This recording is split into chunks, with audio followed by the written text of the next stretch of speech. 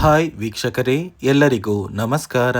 ನೋಡಿ, ಗೃಹಲಕ್ಷ್ಮಿ ಯೋಜನೆಯ ಪ್ರತಿಯೊಂದು ಫಲಾನುಭವಿಗಳಿಗೆ ಸರ್ಕಾರದಿಂದ ಜೂನ್ ತಿಂಗಳ 21ನೇ ಕಂತಿನ ಹಣನ ಇಂದು ಸೋಮವಾರ ಜೂನ್ 23ರಿಂದ ಕರ್ನಾಟಕದ 25 ಜಿಲ್ಲೆಗಳಿಗೆ ಸರ್ಕಾರ ಜಮಾ ಮಾಡ್ತಾ ಇದೆ.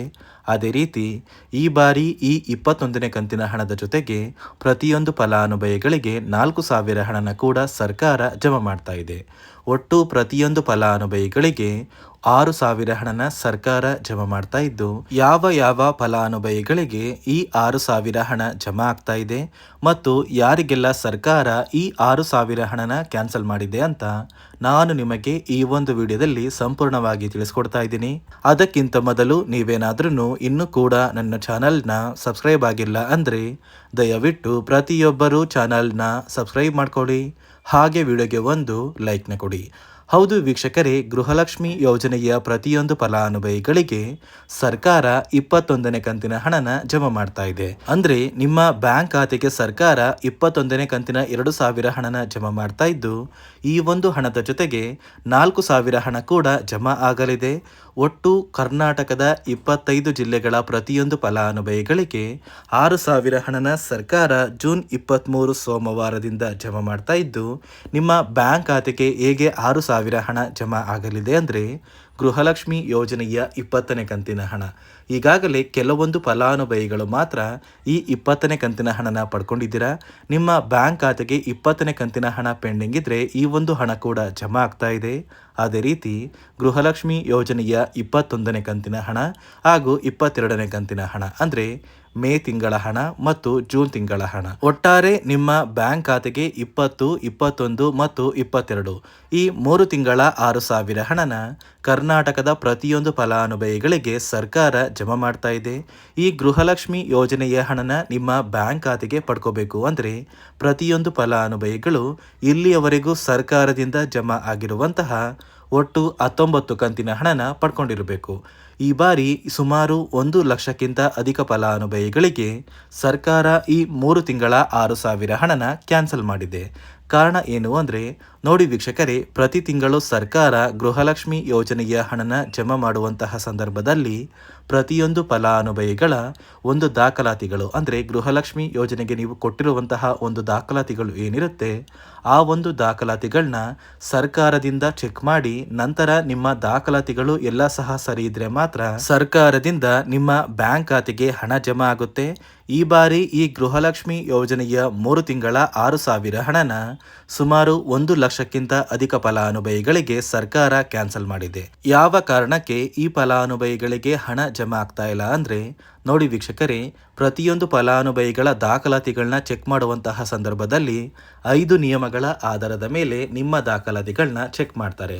ಈ ಒಂದು ನಿಯಮಗಳನ್ನ ನೀವು ಪಾಲಿಸಿಲ್ಲ ಅಂದರೆ ನಿಮ್ಮ ಬ್ಯಾಂಕ್ ಖಾತೆಗೆ ಹಣ ಜಮಾ ಆಗೋದಿಲ್ಲ, ಬದಲಿಗೆ ಕ್ಯಾನ್ಸಲ್ ಆಗುತ್ತೆ. ಹಾಗಾದ್ರೆ ಬನ್ನಿ ವೀಕ್ಷಕರೇ, ಸರ್ಕಾರದಿಂದ ಜಾರಿಗೆ ಬಂದಿರುವಂತಹ ಆ 5 ನಿಯಮಗಳು ಏನು ಅಂತ ಕೂಡ ನಾನು ನಿಮಗೆ ತಿಳಿಸ್ಕೊಡ್ತಾ ಇದ್ದೀನಿ.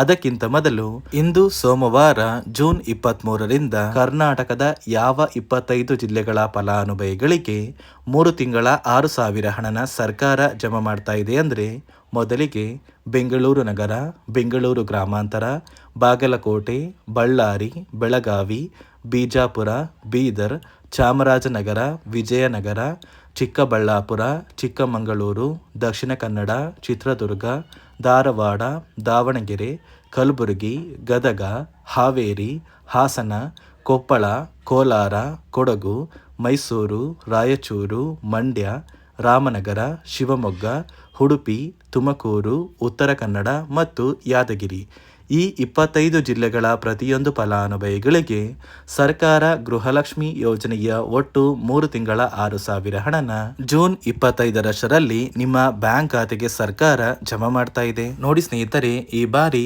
ಸುಮಾರು 1 ಲಕ್ಷಕ್ಕಿಂತ ಅಧಿಕ ಫಲಾನುಭವಿಗಳ ಬ್ಯಾಂಕ್ ಖಾತೆಗೆ ಸರ್ಕಾರ ಗೃಹಲಕ್ಷ್ಮಿ ಯೋಜನೆಯ ಹಣನ ಜಮಾ ಮಾಡ್ತಾ ಇಲ್ಲ. ಕಾರಣ ಏನು ಅಂದರೆ, ನಿಮ್ಮ ಬ್ಯಾಂಕ್ ಖಾತೆಗೆ ಡೆಬಿಟ್ ಮೂಲಕ ಹಣ ಜಮಾ ಮಾಡುವಂತಹ ಸಂದರ್ಭದಲ್ಲಿ ಸರ್ಕಾರ ಸಾಕಷ್ಟು ಫಲಾನುಭವಿಗಳ ಒಂದು ಬ್ಯಾಂಕ್ ಖಾತೆಗೆ ಹಣ ಜಮಾ ಮಾಡೋದನ್ನು ಕ್ಯಾನ್ಸಲ್ ಮಾಡಿದೆ. ಯಾಕಂದರೆ ಇತ್ತೀಚೆಗೆ ಹಣಕಾಸು ಇಲಾಖೆ ಜಾರಿಗೆ ತಂದಿರುವ 5 ನಿಯಮಗಳ ಆಧಾರದ ಮೇಲೆ ಪ್ರತಿಯೊಂದು ಫಲಾನುಭವಿಗಳಿಗೆ ಸರ್ಕಾರ ಈ ಒಂದು ಹಣನ ಜಮಾ ಮಾಡ್ತಾ ಇದ್ದು, ಯಾರೆಲ್ಲ ಫಲಾನುಭವಿಗಳು ಈ ನಿಯಮಗಳನ್ನ ಪಾಲಿಸಿಲ್ಲ ನಿಮ್ಮ ಬ್ಯಾಂಕ್ ಖಾತೆಗೂ ಕೂಡ ಹಣ ಜಮಾ ಆಗೋದಿಲ್ಲ. ಹಾಗಾದರೆ ಬನ್ನಿ ಸ್ನೇಹಿತರೆ, ಸರ್ಕಾರ ಜಾರಿಗೆ ತಂದಿರುವ ಆ 5 ಹೊಸ ನಿಯಮಗಳು ಏನು ಅಂತ ನಾನು ನಿಮಗೆ ತಿಳಿಸ್ಕೊಡ್ತಾ ಇದ್ದೀನಿ. ನೋಡಿ ಸ್ನೇಹಿತರೆ, ಮೊದಲನೆಯ ಒಂದು ನಿಯಮ ಬಂದು ಸಾಕಷ್ಟು ಫಲಾನುಭವಿಗಳು ಹೊಂದಿರುವಂತಹ ಒಂದು ರೇಷನ್ ಕಾರ್ಡ್ ಏನಿದೆ, ಆ ಒಂದು ರೇಷನ್ ಕಾರ್ಡ್ನ ಮನೆಯ ಸದಸ್ಯರ ಪ್ರತಿಯೊಬ್ಬರ ಒಂದು ಆಧಾರ್ ಕಾರ್ಡ್ನ ನಿಮ್ಮ ರೇಷನ್ ಕಾರ್ಡ್ಗೆ ಕಡ್ಡಾಯವಾಗಿ ಲಿಂಕ್ ಮಾಡಿಸ್ಬೇಕು. ಅಂದರೆ ಈ ಒಂದು ಲಿಂಕ್ ಮಾಡಿಸುವಂತಹ ಒಂದು ಪ್ರೊಸೀಜರ್ಗೆ ಸರ್ಕಾರ KYC ಅಂತ ಕರೀತಾರೆ. ನಿಮ್ಮ ರೇಷನ್ ಕಾರ್ಡ್ಗೆ ಇನ್ನೂ ಸಹ KYC ಆಗಿಲ್ಲ ಅಂದರೆ ನಿಮ್ಮ ಬ್ಯಾಂಕ್ ಖಾತೆಗೆ ಸರ್ಕಾರ ಮುಂದಿನ ದಿನಗಳಲ್ಲಿ ಗೃಹಲಕ್ಷ್ಮಿ ಯೋಜನೆಯ ಹಣನ ಕ್ಯಾನ್ಸಲ್ ಮಾಡುತ್ತೆ.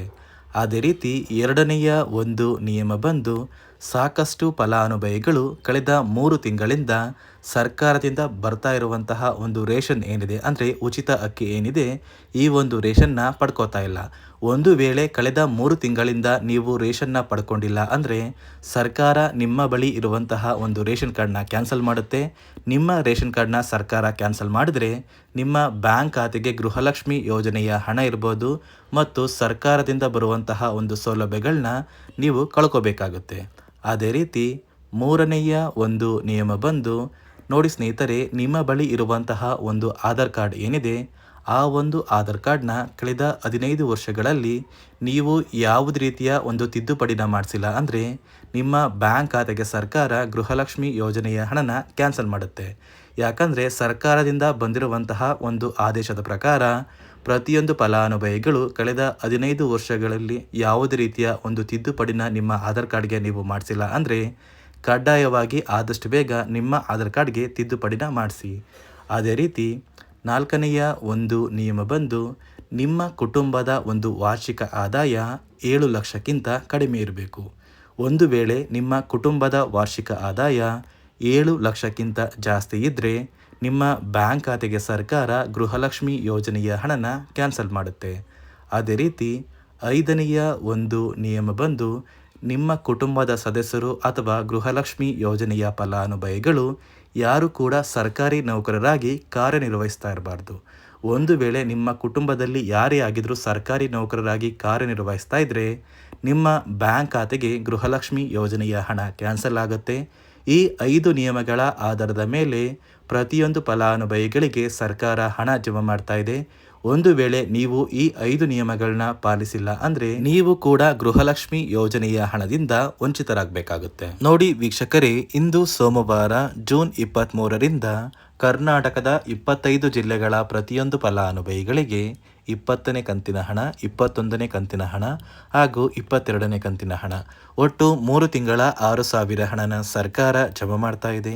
ನಿಮ್ಮ ಬ್ಯಾಂಕ್ ಖಾತೆಗೆ ಪ್ರತಿಯೊಬ್ಬರು ಆದಷ್ಟು ಬೇಗ ಈ ಒಂದು ಹಣನ ಪಡ್ಕೋತೀರಾ ಅಂತ ಹೇಳ್ತಾ, ಇದಿಷ್ಟು ಸರ್ಕಾರದಿಂದ ಬಂದಿರುವಂತಹ ಒಂದು ಹೊಸ ಮಾಹಿತಿಯಾಗಿದೆ. ನಾನು ಕೊಟ್ಟಿರುವಂತಹ ಮಾಹಿತಿ ನಿಮಗೆ ಇಷ್ಟ ಆಗಿದ್ದಲ್ಲಿ ದಯವಿಟ್ಟು ಪ್ರತಿಯೊಬ್ಬರು ನನ್ನ ಚಾನಲ್ನ ಸಬ್ಸ್ಕ್ರೈಬ್ ಮಾಡ್ಕೊಳ್ಳಿ, ಹಾಗೆ ವಿಡಿಯೋಗೆ ಒಂದು ಲೈಕ್ನ ಕೊಡಿ.